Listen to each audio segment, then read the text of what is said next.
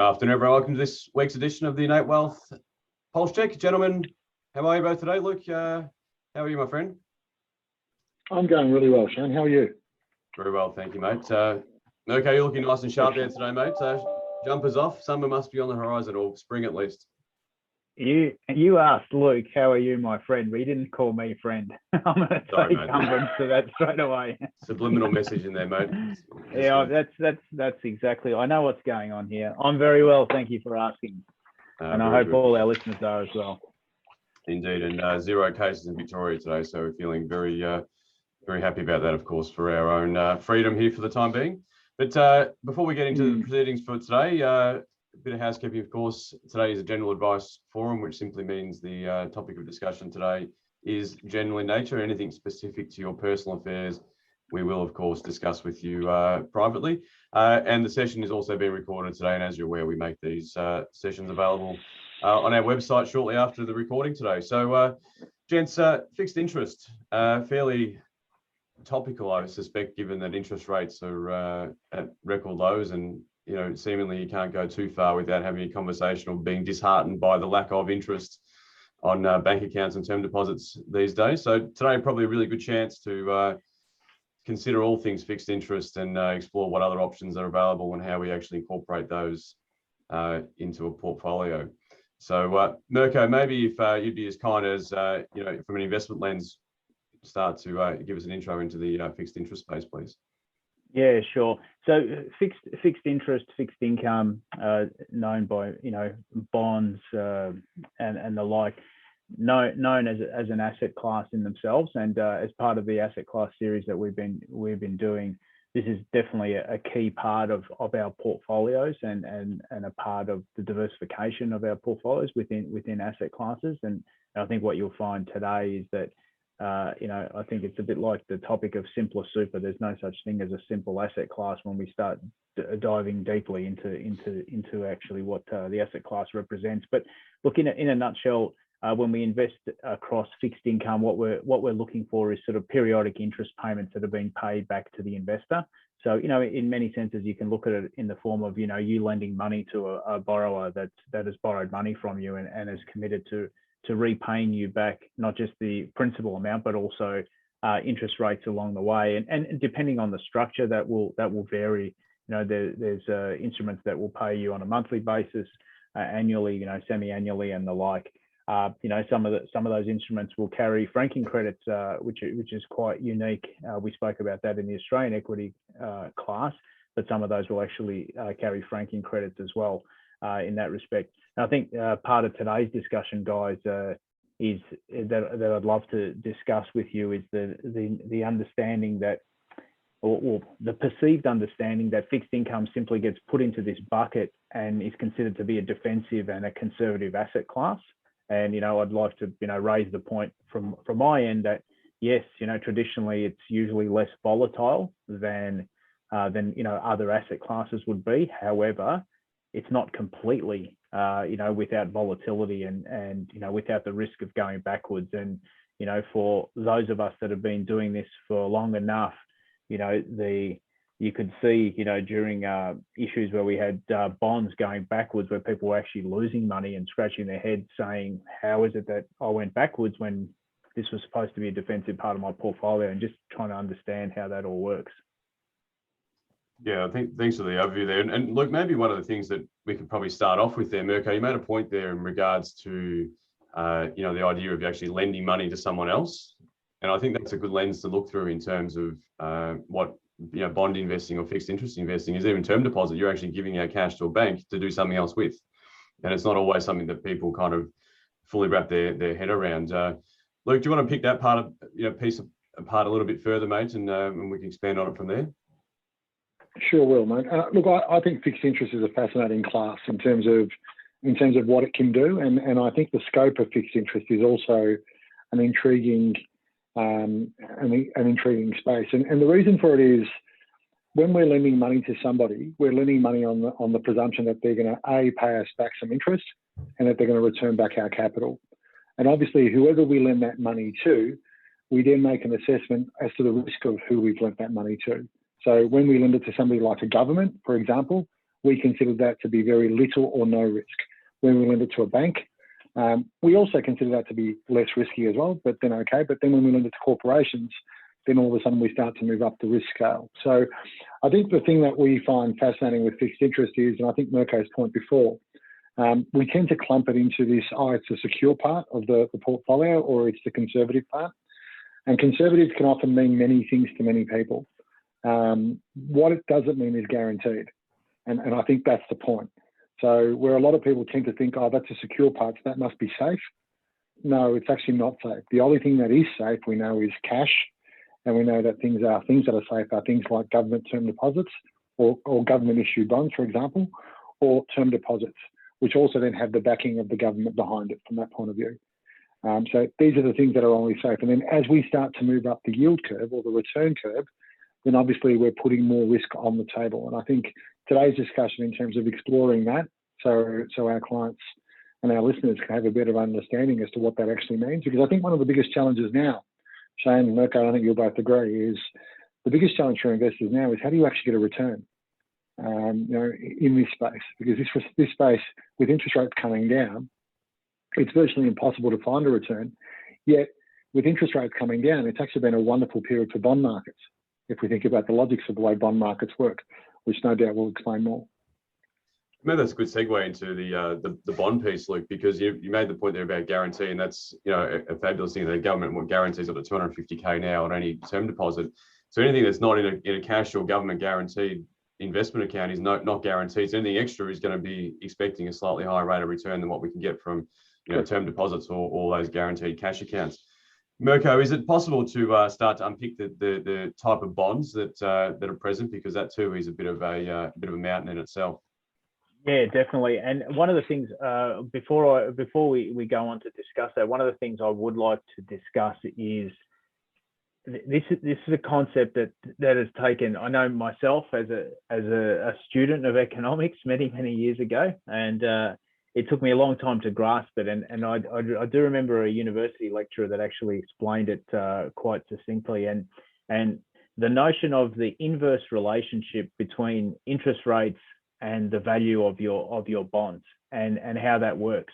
And I think that if investors can get this part through their head, it's actually a really good sort of foundation to understand how the investments actually work. I've got a picture. I picked up a nice seesaw. I think they're called seesaws, aren't they? Where you sit on one end and goes up and down. They are. Yeah, thank you. I'm glad I got that right. As opposed to sea salt, which Shane keeps reminding me I need to put in my garden for the trees. Mm. So if you look at this, this diagram says that if interest rates go up, bond prices actually fall. And just that whole concept of how does that actually work, I'd like to give you the example. Kill that off. I'll give you the example of, say, a term deposit. So say in its simplest format, if you were to purchase a term deposit, let's say you spent $100,000 and the term deposit was returning 5%, and you locked it in for 3 years. And all that, they were the good old days, some would argue, because these days it's more like 0.5%. But let's assume we were able to generate 5% from the term deposit, and we've gone, yep, we're going to have that for a 3-year period. We get to the end of year one, and let's say interest rates have actually moved. So you're still holding on to this term deposit that has 2 years to run. You've locked in the rate of 5%, but interest rates have actually gone up, and you can now buy a term deposit for another 3 years at 6%. So if you think about that logically, what it actually says to you is that the term deposit you originally purchased is actually now worth less, right? Because I could actually extract myself out of this and buy one at 6%. And so this is that phenomenon of I've got a fixed interest product here, yet somehow it's actually worth less because of the fact that rates have moved against me. Now, the same thing works in reverse. If you had locked in a rate of 5% and rates dropped to 2%, then all of a sudden the investment that you made earlier is actually worth a lot more, because no one can actually get that interest rate anymore. You have the benefit of that. So you will actually this relationship, and that's why it's very, very tricky to just sort of assume that this is a really defensive part of your portfolio, because when interest rates move, when the yield curve, like 10-year yield curves move very quickly, the price of your securities can actually fluctuate quite dramatically, and you need to be prepared for that as an investor when you're building portfolios. So I hope that gives you a bit of a 101 as to this inverse relationship we talk about. It's sort of difficult to get your head around. I think a point worth raising there too, Mirko, is with the way clients work. When we buy a term deposit, we traditionally or notionally we buy that term deposit and we hold on to it until it matures. So that's what we do notionally as investors. And if we were to buy an individual bond, then we also do the same thing. If, however, when we invest into a bond fund where there's multiple bonds available, and we're now investing into a fund to generate a return, what happens there is bond managers on the secondary market are trading those bonds. And that's where that inverse relationship is actually yielded. So if you held the bond until maturity, then your capital is always secure by definition, unless the issuer goes broke. But from that point of view, because of that secondary market, that's where that inverse relationship becomes crystal clear. And being on the right side of movements, particularly in interest rates, is absolutely vital. 100%, Luke. You're spot on. And when people talk about bonds and how they're issued, they might be issued at they call it a 100% coupon rate, right? At 100% par value. So you give me $100 and I'll give you 3.5% returns. I'll pay you quarterly interest payments. But because that bond is actually tradable on the market, and now it depends on what type of bond it is. It could be over the counter, it could be a listed security, but either way, they can be traded on secondary markets. You might find that there are times there when that bond is actually priced at $101, leading into, say, a dividend payment, a coupon payment. There might be times when, a bond issue, and this happens all the time. Like we're very familiar with bank hybrid securities where our big four banks issue these securities. And it's amazing that, let's say CBA have a hybrid security and they've issued it with a 3.5% over bank bill swap rate, return for you. And another bank comes out and says, we're going to issue one because we're trying to attract some dough into our system at 4%. All of a sudden, the one you are holding at 3.5 is worth less. Same phenomenon as that term deposit example I was using. So it is possible that these things will fluctuate. The benefit of having the direct bonds is you actually know what the worst case scenario is. And I am going to discount the worst case scenario of one of the providers actually, becoming defunct and actually falling off the face of the earth. But the worst case scenario for me, if I bought a $100 bond that was paying 3% for the next 4 years and I hang on to it for the full term, I'll get my $100 back at the end. Now, in between, there might be times when it's worth low 90s or low hundreds, but I will get my money back. So, I was just looking at some of our portfolios and having a look at some of our fixed income funds that we actually invest in inside our portfolios to generate interest. And it's been an amazing time. So you look at sort of international fixed interest and the like. So on average, most of these funds have returned about 3% over the last 12 months. But when I look at the 1 month returns, some of them were returning a -1. So it is really important that you understand why you've invested in the asset class, and ultimately you invested in it to give you portfolio diversification and to create income for you. But you can't sort of rest your hat on it to say that is going to be the only source of income for my portfolio. And that's why we have that, that more secure cash bucket to ensure that, as you said, Luke, the only thing guaranteed is the cash component. So it's important to recognize that. Hey, Mirko, there you mentioned about, and both of you mentioned the same sort of thing about the idea that the only way you can lose money if the provider goes broke or defunct in the process. I mean, obviously, we probably most people are familiar with the credit rating that goes with many organisations, but can we maybe explore a little bit about the types of bonds and how far down the chain we can go from the difference between, say, government bonds down to, corporate bonds and issued by companies and the like, and maybe get a sort of an insight as to how, a bond issuer might in fact go broke? Yeah, sure. And look, I think, at the top of the tree is always going to be, the government bonds, the treasury type bonds that we have. But again, they don't come without any risk. Yeah, right. So we're still reliant on that government being able to sustain its debts and the like. So, one could argue, you look at in more recent times when we've had extreme volatility at a government, at a country level, I would look at a Greek treasury bond very differently to what I would a US treasury bond as an example, right? Because we understand that there's country risk, there's regulatory risk that comes with these. And we also, as investors, expect to be rewarded by that. Now, when we talk about government bonds and treasury bonds, we're usually referring to what the risk-free rate is. And the risk-free rate is, I know that I can buy a 10-year bond, for example, at 1.5%, and I'm pretty comfortable that the US government's going to pay me back over that 10-year period, right? It was questionable in more recent times. But maybe a little bit more, a bit more stability now that I'll actually be returned. And we usually measure that as the risk-free rate. Now, what happens is that it's like if you think about the source of funding for people, the source of funding for organizations, for countries, for that matter, this is the way that you can actually attract capital. So, for example, if a bank wants to shore up some of its capital, and we have very strict capital requirements, within the Australian banking system, we have the ability to issue debt to the public in order to shore up that funding. And it's a cheap source of funding, and for investors, it's actually a nice way to pick up a return, because we spoke about the frustrations we have with term deposits and the like.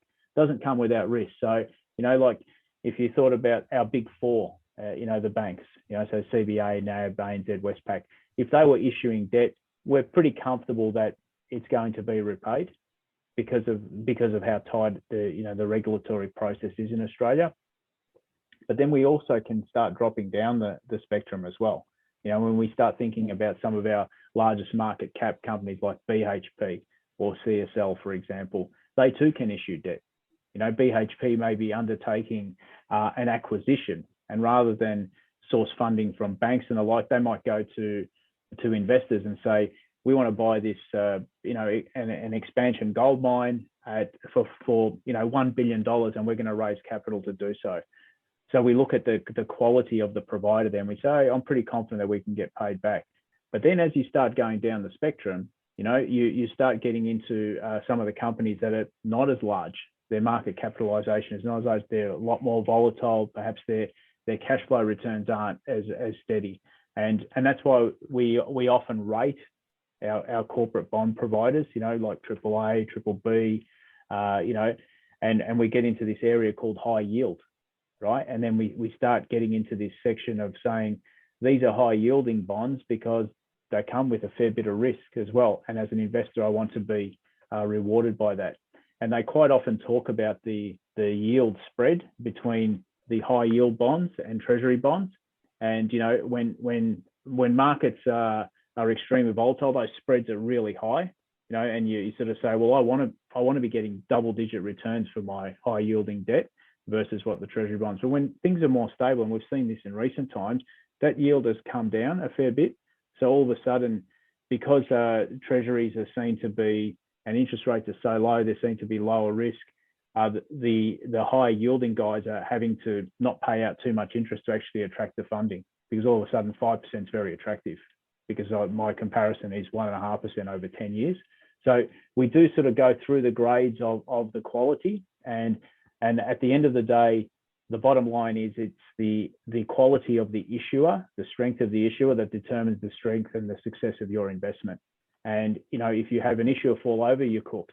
And that's what we fear the most. And I know that when we have discussions with fund managers, so quite often in this space we would use fund managers to assist with the bond portfolios, particularly when we're certainly looking at international and the like. And one of the questions, we'll always eyeball the portfolio manager, and maybe been running the fund for 20 years, and say, how many credit defaults have you had in the fund?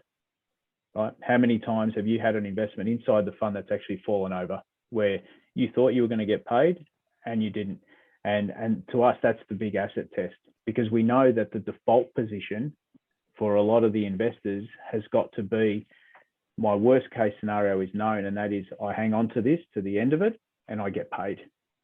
Right? And that's a luxury that a lot of investors don't have the ability to be able to do that. So for us, it's critical that the work is done in the background to ensure that we're comfortable with who the issuer is. And maybe, Luke, there's something we can pick apart there to give Mirko a bit of a breather there, mate. Thank you kindly for that piece. But thinking about the issuers and the access to bonds, it's not that easy to kind of access bonds, broadly speaking. So one of the benefits of managed fund providers is that they actually can kind of give us mass diversification by structuring and accessing bonds, broadly across, corporates and governments alike. That's a part that we, to Mick's point, Luke, we see quite a lot of, and that diversification piece is key, right? Absolutely, and look, with fund managers too, they're also, like, we have differences in the structure of bonds and in the standards of those bonds. For example, in terms of their security rating, so one might be a AAA and one might be a C. Likewise, in the fund management space, so what we'll find is certain fund managers will play in the AAA space, and certain managers will play in the C space. And the key then is to build a diverse portfolio, depending on the prevailing economic climate, which you believe will give you the optimum outcome from that point of view. But obviously, the interesting thing here is when we think about who can be a bond issuer, you and I could be bond issuers. Essentially, if we want to borrow money, we can raise capital, and we can raise it from whoever we want. We would offer a return to the person, and if they were prepared to pay it, there's our bond. Now, the key there is in being prepared to give us some money. They would then turn around and say, well, what security is available? Now, if our response to those people is our security is nil, well, then obviously they would expect a higher rate of return. Or equally, if we both turn around and said, no, our houses are on the line and you get to take our house if we don't pay you back, well, invariably they know they have security, so hence the rate of return is lower. And what we're finding with fund managers is that fund managers will follow a similar route in the types of securities that they pursue. So there'll be certain managers who will specialise in treasury type bonds from that point of view. And Mirko's point before, I think, was a great point in the sense that we tend to think governments are guaranteed and safe. It was only 2011 when we thought Europe was going to implode. We had the concerns around Greece. We then had concerns around Italy. We had concerns around Spain, Portugal. And we were talking about that beautiful word contagion. So this was before COVID, and we were talking about contagion, but it was financial contagion. So these are the things when we kind of sit there and go, well, okay, so when we go back to what's really safe, well, those countries where it's absolutely developed, those countries where it's secure and so on. So we know that they're the secure ones.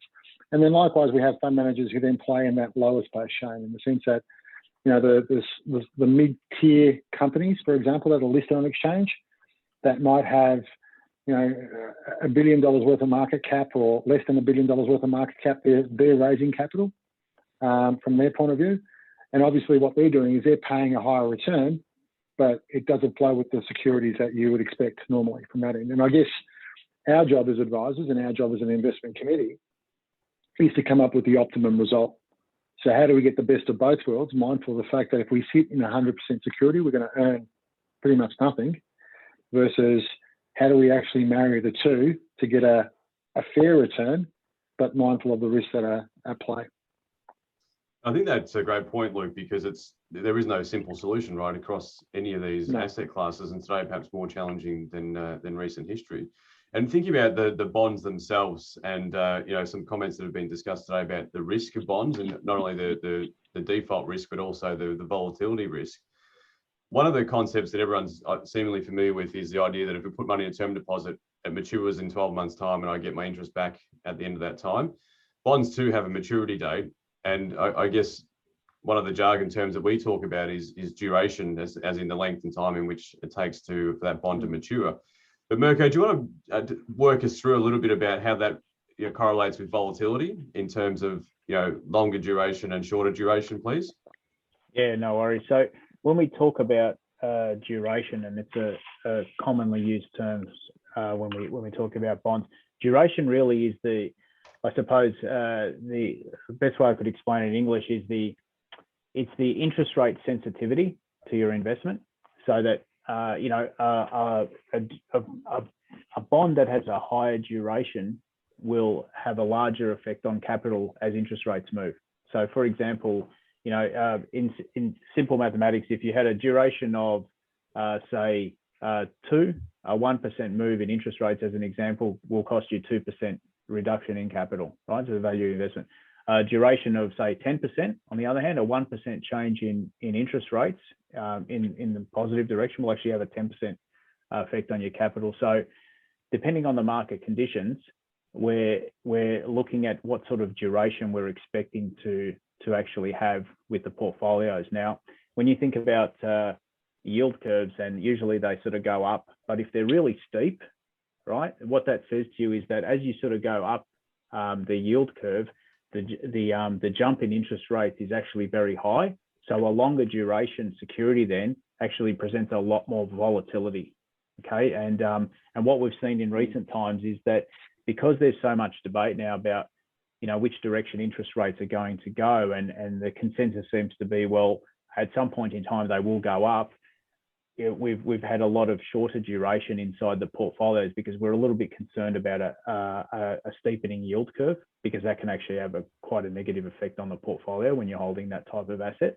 So, you know, understanding what sort of duration you're holding, you know, and when we do, this is quite a fascinating concept. We do a fair bit of back testing inside the portfolios as well, and we sort of and when we do that back testing, we're actually testing for interest rate sensitivity. So we're actually saying, let's put in some scenarios here where interest rates actually move in both directions, and let's see how our portfolios fare. Because that, for us, it's really important that we understand both the upside and the downside, and ultimately we're trying to construct a portfolio that, you know, offers you as much protection as possible.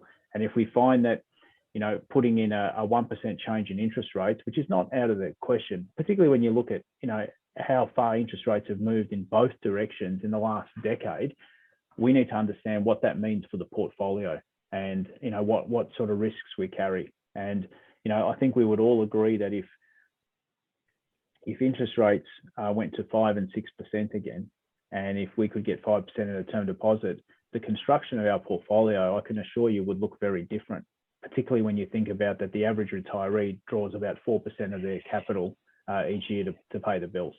You know, so all of a sudden it's going to influence the way you construct portfolios. Did you say 5 or 6% on term deposits again, Mirko? Well, can I remind you, because you're all just a bunch of cynics, aren't you, right? And you all, you know, you forget, you know, how it was only 2008, 2009 going into the GFC. We had 8 and 9% term deposits, and that's not that long ago, you know. And you know, since then they moved. In fact, in Australia, we were raising rates as the GFC was occurring. It took us a while to catch on that, hang on, maybe it's not a good idea. So, you know, things can move pretty quickly, I suppose, is what I'm saying. And the unintended consequences, if you're not careful, can actually be quite a negative impact on your portfolio. You know that I've shown this before from an asset class perspective, the asset quilt diagrams that we've shown before. I'll show you this is one, and this is actually only in the fixed income market. And again, I think it shows the benefit. It's quite a US centric diagram, this one, but it shows the benefit of. So back in 2010, high yield returned 14%, right? So this is, you know, and this is that time when we talk about this is coming out of the GFC where, you know, as an investor, I wanted to be rewarded on corporate debt at high yield levels. I expected to get that sort of return. Whereas, you know, when I look at 2020, it was treasuries that gave me a better return. And if you look through some of these, you know, you've got investment grade, you've got to make decisions around whether it's hedged or unhedged, whether you're holding mortgage-backed securities. In the US, they've got this unique, they call them municipal bonds. So, you know, like local council states can actually issue bonds themselves. I'm not sure that I'd be comfortable with Brimbank City Council issuing bonds in our area, but you know, these are the investments that you can look at. You know, for some investors, where they're concerned about inflationary risks, you can actually have interest rate securities with inflation built protection in there, so that you can sort of be rewarded should inflation shoot up from there. But what that diagram illustrates to me is the complexity of this market itself, and how important it is to be diversified within that market. And, you know, within our own portfolios now, when I look at how we've got our fixed income invested, we do have some exposure to, you know, international fixed income. And, you know, people quite often ask, and they say, well, why would you have, exposure to fixed income out of the United States when their interest rate is effectively zero? Because there are opportunities within that market in different areas of credit where we can actually pick up a yield. When you look at emerging markets, for example, you can be rewarded in emerging markets by having access to that. But again, the level of risk will sort of ramp up there. So I think the message here for investors is that it is a complex area. We firmly believe that it does belong in the portfolio, and we do believe that actively managed fixed income can actually deliver rewards for the investor, and we've seen that. And we're conscious that we do see it as a defensive part of the portfolio, so we're very conscious as to the type of investments we hold. Like in the last, probably pretty much in line with as interest rates were coming down, guys, you would have seen this yourselves. We've had people banging down our door with the catchphrase being unconstrained fixed income fund, and that translates in English to we'll just do whatever we feel like doing, which makes us very nervous. So we sort of go, no, I actually want to have a better say in how the money's invested. I don't want you to be unconstrained, because that's not how we're running the money. So think about that, Mirko. Sorry, go for it, Luke. Yeah. Oh, sorry, Shane. Mirko, just thinking about what you just said. So you're saying that as in the current climate now, given that we're at these low levels in terms of what is 100% safe or secure, so having an active position, having active exposure is really important at this particular moment in time. If the situation was to reverse and we were to get back to our 5s and our 6s as an example, and we were able to get that in term deposits and so on, are we still following an active approach at that point in time, or are we probably going to a more core satellite or a more passive structure at that point? What do you think? Yeah, and knowing our investment committee and knowing the way that we sort of think, and we've been doing this a long time, guys, we usually take the route to least risk to get the job done. So if we find that in our defensive part of our portfolios, we can get the job done in a term deposit, we'll actually go that route. And, and then when we make an assessment over active management in fixed income, we'll be doing so across that, that alpha they talk about. They say, so hang on. So Luke, you're telling me you can get 5% in the term deposit. I expect a fixed income manager now to be able to deliver me close to double-digit returns for me to be rewarded to have that as part of the portfolio. So yeah, look, answer to your question, Luke, would be, and we've sort of seen our portfolios evolve over time where we've held less cash because cash is costing us money now, right? Because cash can't deliver us even a simple 2 or 3%. We're almost forced to have to look at other asset classes to deliver. But then we also have to be careful not to be sucked in, if you like, into that higher risk element, because the easiest thing to do is to say, oh, there's a fantastic, a corporate debt, a corporate bond that's been issued and it's yielding 8%. We need to understand where the 8% comes from. So when I look at our fixed income managers and I say, gee, they delivered 3% this year, I'm happy as Larry, because I know my risk-free rate was 0.5% or 1%. So the fact that they could yield, a couple of 100 basis points higher than cash, happy days from our end. It says to me that we're making the right decisions. If they were yielding a lot higher returns, then you have to question how much risk we're taking in the portfolios in that area. One of our listeners has commented here that to that point, Brimbank Council, you mentioned before, Mirko, would have to offer at least 10% to even consider it, because of to use that point about the risk of a small council. And I was thinking about that when you were talking there, that a question that we've been asked many times: how are the governments of the world making and finding all this cash to kind of inject out into households and economies? And one of those ways is through bond issuance, and probably a very active time for a lot of bonds to be issued in the current climate. Yeah, exactly. It's that's their version of printing money. Yeah, is issuing the bonds and making it attractive for people to take on the government bonds. And Mirko, I think the other thing there too. Sorry, Shane. I think the other thing there too is when we're raising capital at this particular moment in time, there has been an absolute flood on the market, and that's made it really difficult for investors to actually understand what is quality and what isn't quality. So at this particular moment in time, one of the challenges has been this pursuit for yield, because with interest rates coming down as low as they have, investors are feeling like they have to do something, because if they've got money sitting there, we call it, the phrase that might be used is lazy capital. So the argument then is, well, okay, do I go and pursue something which is paying a 4 or a 5 or a 6 versus a 1 or a 2? And I think, one thing that's great about our clients is, and our clients are old enough to remember this, we always just mention the word pyramid. As soon as you mention that, people go, yeah, okay, I get it. Because that pursuit of that extra 1 or 2 or 3, when they realised it actually wasn't capital guaranteed, and actually sent the Victorian government broke as a result. And that was the point. So, that's probably, like, when we sit down and we think about the equity space and we think how complex equities are, as in shares actually aren't that complex. You can actually just look under the bonnet, see what the company does, understand it, and go, okay. The debt, however, is the real intriguing bit, I find. Yeah, I agree, mate. I think it's a really fascinating space, and hard to peel back the layers in terms of what's under the hood. And it's actually, I was just going to say, it's actually evolved a lot into different types of instruments as well. So, we've seen a lot of private debt hit the market. You talked about it before, Luke, that, private issuers are actually backing themselves at a project level.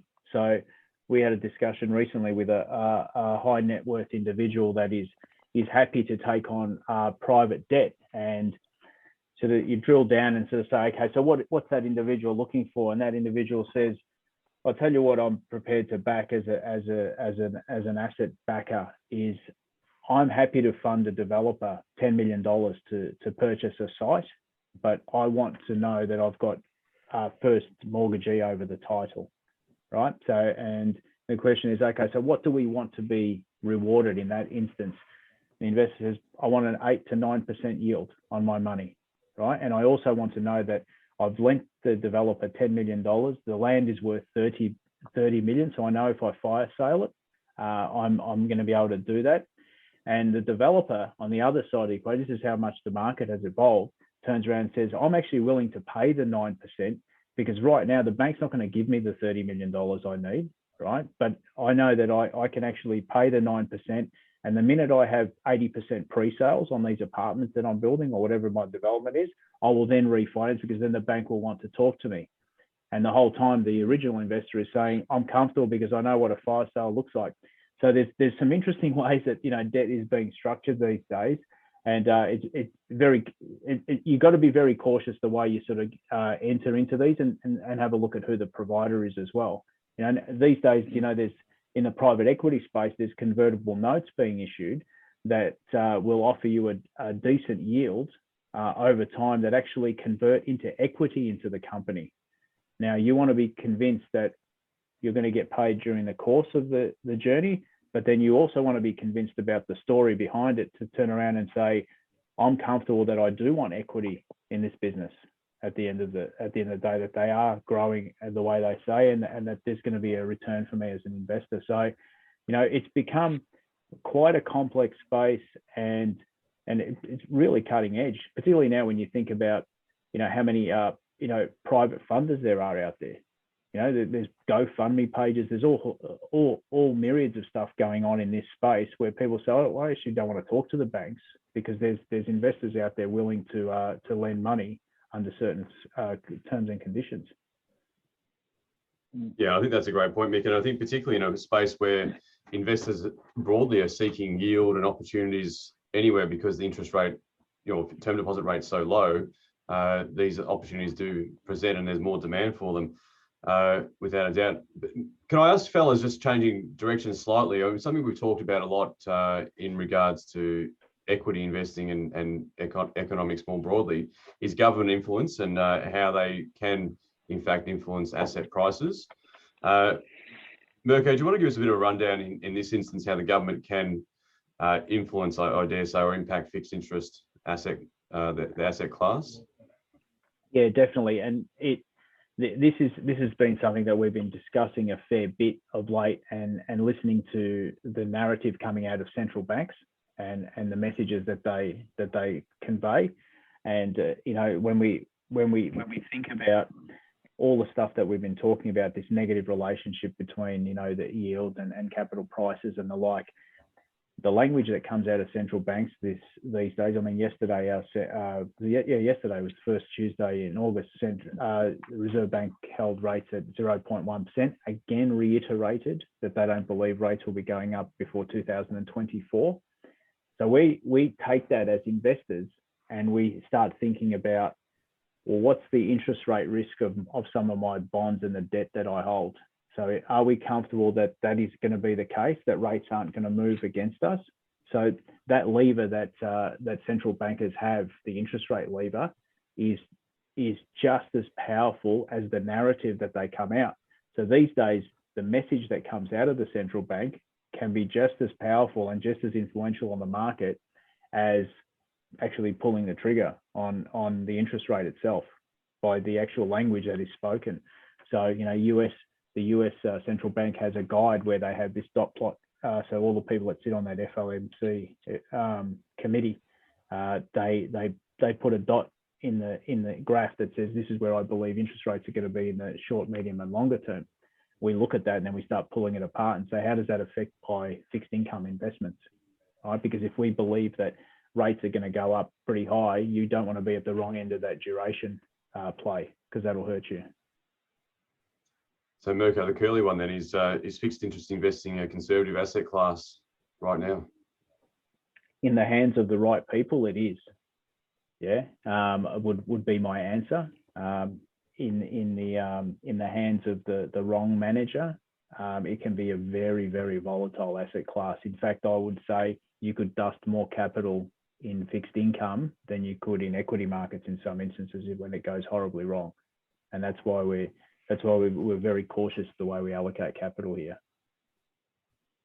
Yeah, good call. Gents, there's something that sort of we postulated earlier, and you know, thinking about bonds and some sort of more high-profile cases that we've come across in the media in recent times. I'm sure many people will have been familiar with the thought of greensill, and you know, probably highlights exactly that point there, Mirko, about in the hands of the wrong investor, how badly it can go and how quickly capital can be blown up. The greensill case was probably, you know, a good example of that, where there was private funding provided to, was it Liberty Steel in the UK, and that company subsequently went bust, and therefore all the bonds that were issued through greensill disappeared as well. Probably a reasonable example we can pick apart and sort of explore with everyone about exactly that point, risk of bonds going to zero.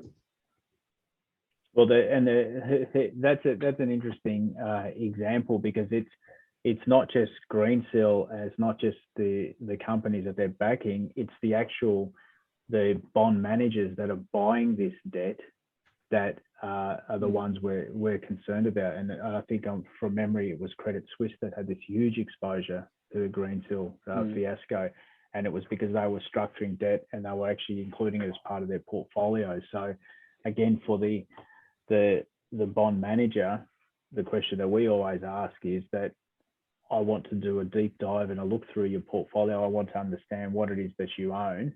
What does our exposure look like? You know, are we carrying the can on one particular industry or one particular geographic location, and getting a real understanding of that. I think just to elaborate on the greensill thing for the benefit of our listeners. So greensill would lend money, or would acquire invoices or outstanding invoices from businesses, and pay them a return for that, and that's how they would actually generate income. And that all made sense when they were doing it on actual revenues that were being generated. Where greensill got themselves into a bit of trouble was they started to lend out money on future earnings and future forecasted income. So that got really messy from that point of view. And this is the thing from an investor's point of view. Investors commonly don't see that. So unless you're continually looking underneath the bonnet and so on, you're unaware of what's going on. You're not seeing the changes in nuances. And I think as we've seen the yield curve get squashed from that point of view, corporations like greensill have looked outside the square of what is their traditional comfort patch to say, well, how do we actually generate more alpha? And in order to generate more alpha, they're inadvertently taking more risk and doing stupider things from that point of view. And in this particular case, greensill fell over. And it's just, mind you, I think the concept of what greensill was doing in terms of an alternative to or a part of the fixed interest bucket, so to speak, is a viable option in terms of a solution. Because obviously, as a small business person, if I'm selling goods to Coles Myer, or if I'm sorry, to Coles or to Woolworths, I can't wait for 60 days for Coles or Woolworths to pay my invoices. I've got my overheads to run. So I can sell my invoice to Greensill. So instead of getting paid my full 100%, I might get 90% or 93%, and then Greensill makes a margin and then provides an issue on the bond. So you can see how it works. So it's actually part of the economy in terms of making sense. It's just when they started doing stupider things in terms of that. And that's where I think, you know, from our investment committee point of view, like in terms of the fixed interest side of it, the thing that I find fascinating every quarter when we sit down and pull this stuff apart, the amount of time that is spent on fixed interest, trying to understand exactly where the money is going, who holds it, who's responsible for it, and what is the risk of that capital, has been increasing forevermore, I think. Yeah, most definitely. It's far more complex than you probably give it credit for on the surface, without a doubt. Well, So, I think if we think back to the GFC, and we think back to, you know, the cause of that global financial crisis, a lot of it was actually in this space, you know, and it was through, you know, mortgage-backed securities and the way that they were bundled together and packaged, you know, and the credit default swaps that we had.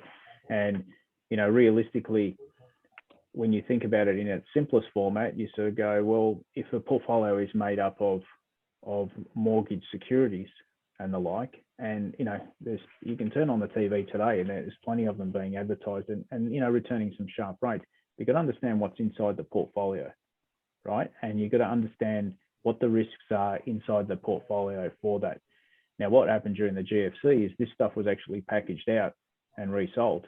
And depending on the way you packaged it, you could actually say that it had a AAA rating, when in fact, you know, as we found out that, you know, that AAA rating security that you've created was actually full of a whole heap of ninja loans, no income, no jobs, and people with loans, right? So it was an incredible time, and you can't help feel that we won't learn the lessons from the past. And that's one of the things that we concentrate a lot on, is to understand where is the money invested, how is it put together. If it looks like it's too complex, if there's too many smokes and mirrors, we're not going to touch it. And I think that that's the approach that you need to understand. You know, we spoke about at the start of this session today. If you don't know what your worst case scenario is, then you shouldn't be in the scenario at all, right? That's what you need to, as an investor, you need to say, my worst case scenario is this, and if I don't understand what that looks like, I ain't going there. And I think that's the approach you need to take to fixed income. Yeah, well said. And I think that's probably, gents, I'm not sure we've got any further to add, but I think that's probably a pretty reasonable point to summarise on, because I think we've captured the essence of it right there, I feel. Happy with that, guys? No, done well. Done well. Thank you, Mirko. That was enlightening as always, my friend. Thank you, gents. Thank you, listeners. So hopefully... And good question, Shane. Good stuff. Thank you, guys. All right, we'll see you all again next week. All right, take care. Take care, guys. Bye-bye. Bye.